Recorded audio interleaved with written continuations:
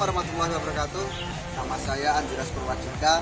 Saya mahasiswa PPG dalam jabatan Universitas Negeri Malang dan saya mengajar di SMKN 2 Donorejo yang beralamat Desa Kalak, Kecamatan Donorejo, Kabupaten Pasuruan.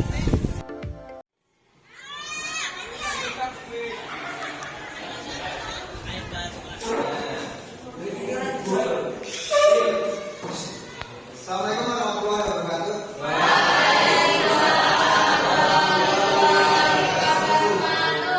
Kelas 12 TKJ ya.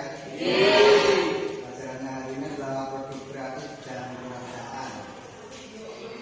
Sebelumnya saya absen dulu.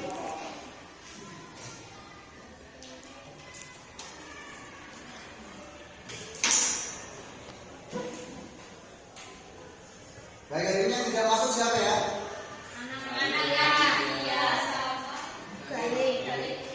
Oh iya. Semuanya masuk? Sehat? Sudah sarapan? Baik. Kalian sudah kelas 12, tinggal beberapa bulan lagi kalian sudah lulus. Ditingkatkan lagi belajarnya, jangan semakin kendor. Pakai kelas 12 itu malah belajarnya santai-santai, jangan. Jadi kalau kelas 12 itu belajarnya digas lagi ya. Jaga kesehatan, ini musimnya musim dingin, musim beding ya. Kalau Jawa Timur mengatakan ini musim beding. Saya harapkan kalian tetap menjaga kesehatan. Baik, selanjutnya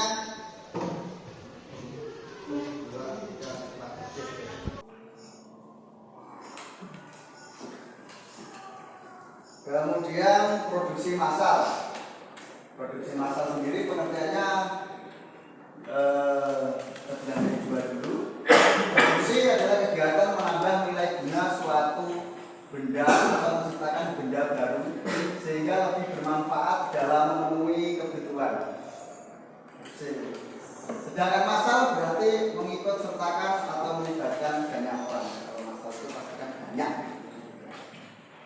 Sehingga produksi massal adalah kegiatan memproduksi barang tertentu yang sudah ditentukan standar spesifikasinya dalam jumlah besar melalui serangkaian operasi yang sama dengan produksi sebelumnya. Produksi dulu ya, menambah nilai guna. Misalnya kayu.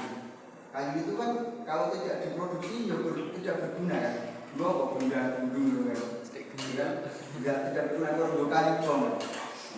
Kemudian kalau dibelah menjadi belabang gitu saja juga belum bisa. Masih gua kok belabang ya. Kan juga belum ada nilai gunanya. Nah, kemudian belabang itu misalnya dihaluskan, kemudian dikasih kaki, kan jadi meja, ya? Ngerti kan pandangan kan? Dapat semonggol kayak itu kok sikilnya jadi meja, terus di pelitur itu kan menjadi menarik, menjadi meja, dan menambah nilai guna dari produk bahannya.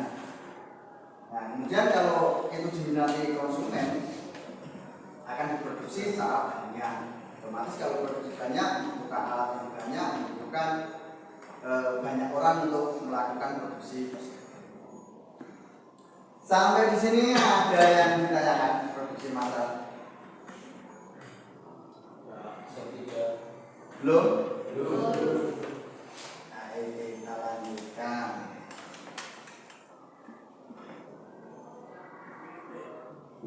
Kemudian itu produk prototipe dan produksi massal itu hanya pengantar saja karena kita dasarnya ada perencanaan produksi massal ya. Merencanakan produksi massal apa saja yang harus dilakukan. Perencanaan produksi dapat diartikan sebagai proses untuk memproduksi barang pada suatu periode sesuai dengan telah dijadwalkan melalui pengolahan sumber daya seperti tenaga kerja, bahan baku dan peralatan. Perencanaan produksi berguna untuk mengarahkan seluruh aktivitas rutin tenaga kerja. Jadi sebuah proses produksi massal itu perlu perencanaan yang sangat matang. Misalkan produksi massal Honda Beat, kalian mungkin punya atau motor lainnya, sama saja karena kita bahasnya produksi massal. Sebuah perusahaan yang pertama kali adalah membuat produk prototipnya. Contohnya Beat ini kayak gini gitu, lampunya ini gojok, iya kan? Lampunya di belakang ya kan. Dan ini ngarep yang buri, dan yang buri di belakang. Itu dibuat semenarik mungkin. Kemudian direncanakan untuk produksi massal. Jadi perusahaan kan membutuhkan bahan-bahannya yang mungkin dia tidak bisa buat sendiri. Nah, perusahaan memutuskan hanya membuat mesin dan chassis misalnya.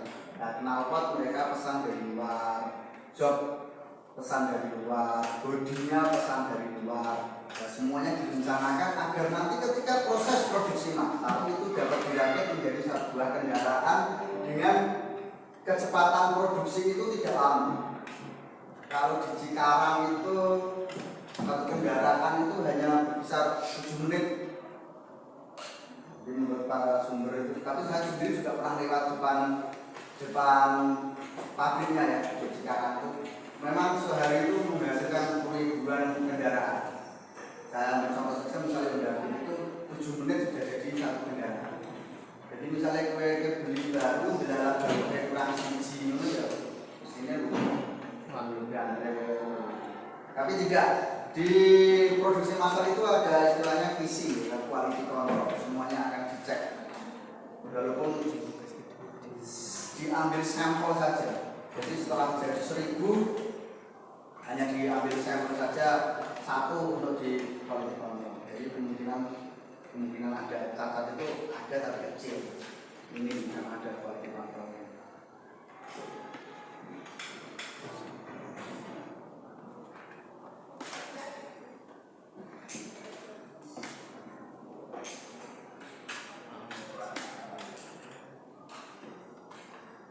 Oke, selanjutnya ruang lingkup perencanaan produksi, mempersiapkan rencana produksi. Tadi sudah saya coba ya, membuat jadwal penyelesaian produk. Ya, jadi dijadwalkan satu produk itu selesai berapa menit, berapa hari, berapa minggu. Kalau membuat meja ya tidak mungkin ya selesai 7 menit. Kalau untuk handmade tidak menggunakan mesin yang canggih. Tapi setahu saya memang tidak secepat membuat kendaraan, karena kendaraan itu produksi massalnya sangat cepat. Kalau membuat meja itu tidak, tetap membutuhkan waktu mungkin 1 hari atau setengah hari jadi satu, karena semuanya membutuhkan kerjasama antara manusia dan mesin. Dan mesin itu sendiri tidak bisa mencetak misalnya kayu dijeblok langsung jadi meja, kan nggak bisa. Kemudian merencanakan produksi dan pengadaan bahan dari luar. Oh ya, kalau saya ambil contoh tentang BIT tadi, kan saya sudah bilang mereka memesan produk-produk yang tidak bisa diproduksi sendiri. Dia itu adalah merencanakan bahan dari luar. Misalnya kayak knalpot pesannya ke Yutaka ya, kemudian kalau dinamo starter pesannya ke Suba atau apa, rokoknya ke Stanley, lampu depannya ke Stanley juga. Jadi tidak semuanya sebuah produsen itu mampu mencukupi bahan-bahannya ketika memproduksi. Kemudian menjadwalkan proses operasi tiap hari. Ya, sudah saya coba ya. Menyampaikan jadwal pada pemesanan. Jadi gini, setelah semuanya direncanakan kemudian dibuat, perusahaan itu jadi tahu, produsen itu jadi tahu kapan kita itu bisa memenuhi pemesanan. Misalnya kita sudah memamerkan, ada orang pesan misalnya langsung se-Indonesia itu 5.000 unit, dan kapasitas produksi massalnya itu per hari berapa unit, kan jadi terlihat kan. Misalnya sehari 1.000 unit, berarti 5 hari lagi pesanan kita sudah dapat, atau lebih cepat karena seharinya 1.000. Dari pesanan 5.000 ini yang 1.000 pertama pemesan kan sudah dapat. Mudah ya? Ya pemahamannya mudah ya.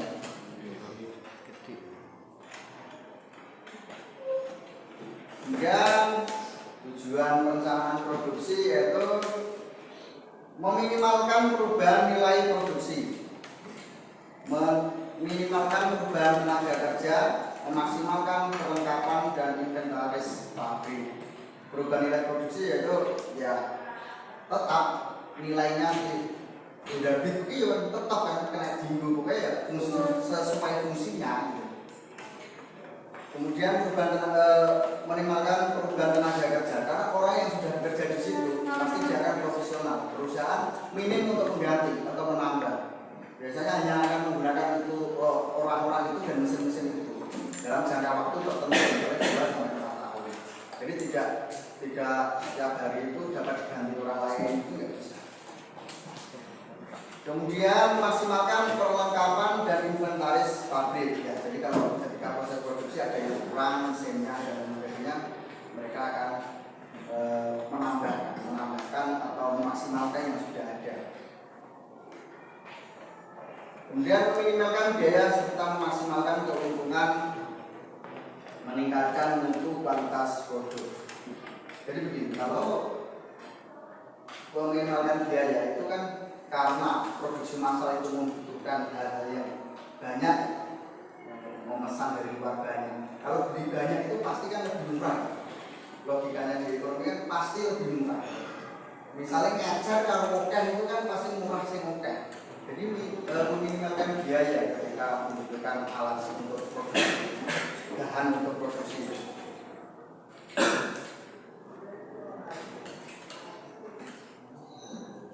Kemudian memaksimalkan untuk David, ya makanya maju, tamunya yang murah. Jadi pelanggan itu puas, terus yang mirip apa yang dipamerkan ketika promosi.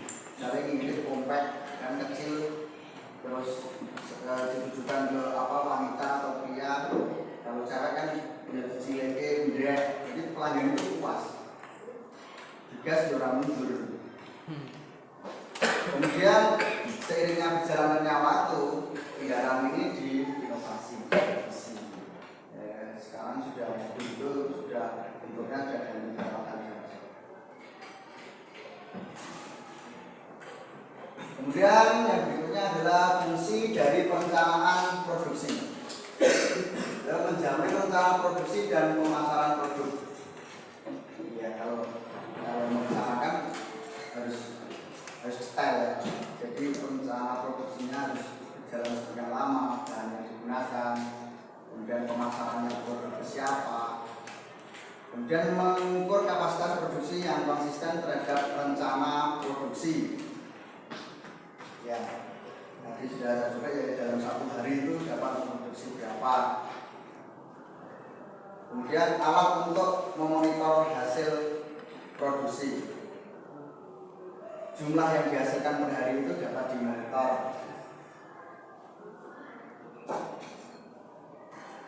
Ada yang ditanyakan sampai sini? Belum ya?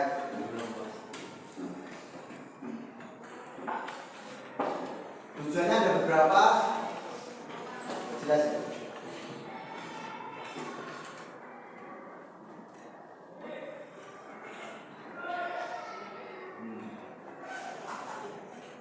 Tujuan produksi harus dibuat sejelas mungkin dan mampu dipahami oleh manajemen perusahaan. Urusan itu harus jelas. Kemudian pengukuran dan standar produksi. Produk itu harus mempunyai standarnya. Kemudian perencanaan merupakan fakta objektif. Rencana produksi harus apa adanya dan memiliki pemikiran yang cukup rasional, bukan hanya sebagai angan-angan saja. Jadi harus terrealisasikan. Kalau saya tadi ambil contoh David, mungkin kalau di angan-angan kalian terlalu muluk, maka saya kasih misalnya memproduksi massal yang paling potensial di daerah kita itu kan gula Jawa misalnya. Sekarang saya ingin melihat kemampuan kalian ketika membuat perencanaan produksi. Kita buat kelompok 35 anak ya, yang tidak masuk berapa? 2. Yang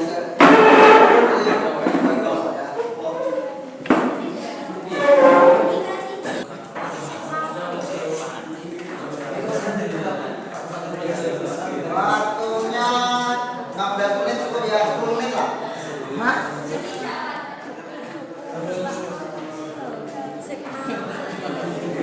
menit lah maksimal, nanti ya salah satu menyampaikan yang cepat.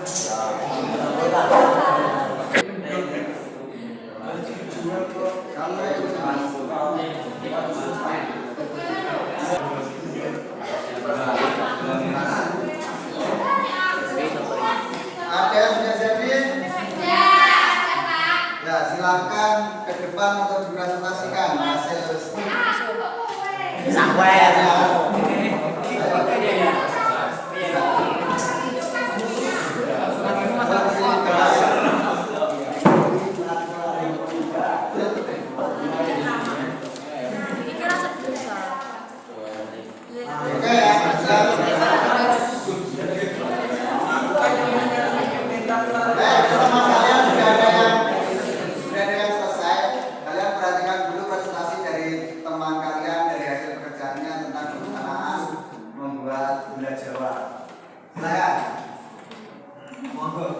Assalamualaikum warahmatullahi wabarakatuh. Waalaikumsalam warahmatullahi wabarakatuh. Di sini saya akan mempresentasikan skema-skema tahapan dan analisis penjelasan perencanaan produksi masal gula Jawa. Hal pertama yang dilakukan adalah mengambil nira dari pohon kelapa yang akan dijadikan gula Jawa. Tahap kedua yaitu penyaringan atau membersihkan dari kotoran yang kasar yang dapat menyebabkan gula menjadi kasar. Tahap ketiga, pemasakan atau ditambah minyak kelapa serta pembersihan dari buih dan kotoran halus. Tahap keempat, pekatan gula. Tahap kelima, pencetakan dalam wajar yaitu mencetak gula agar dibentuk menjadi kecil-kecil di atas wajar. Tahap keenam, pendinginan agar gula menjadi keras yaitu didinginkan selama 10 atau 15 menit. Tahap ketujuh, gula dicetak. Tahap ketujuh yaitu gula dicetak menjadi cetakan kecil untuk dikonsumsi atau dijual.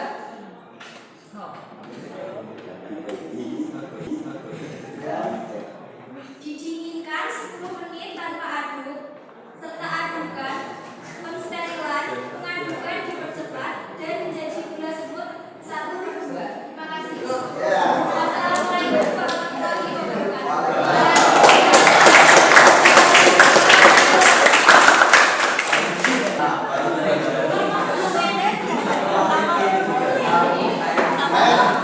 Latihan dulu. Sepertinya dilanjutkan di pertemuan kedua tentang itu LKPD-nya jangan sampai hilang, harus selesai di pertemuan berikutnya kalau tidak salah hari Rabu ya. Untuk pertemuan hari ini saya anggap sudah cukup. Ada yang bisa menyimpulkan? Kesimpulan materi hari ini ada yang bisa menyimpulkan? Ya, silakan. Mereka di situ saja. Yang keras. Produk prototipe merupakan proses perancangan sistem tampilan desain sebagai contoh untuk mengembangkan produk sebagai gambaran bagi pengguna secara langsung. Tujuan pengertian produksi massal. Produksi adalah kegiatan menambah nilai guna suatu barang dan jasa. Ya, terima kasih semuanya dari materi kita hari ini.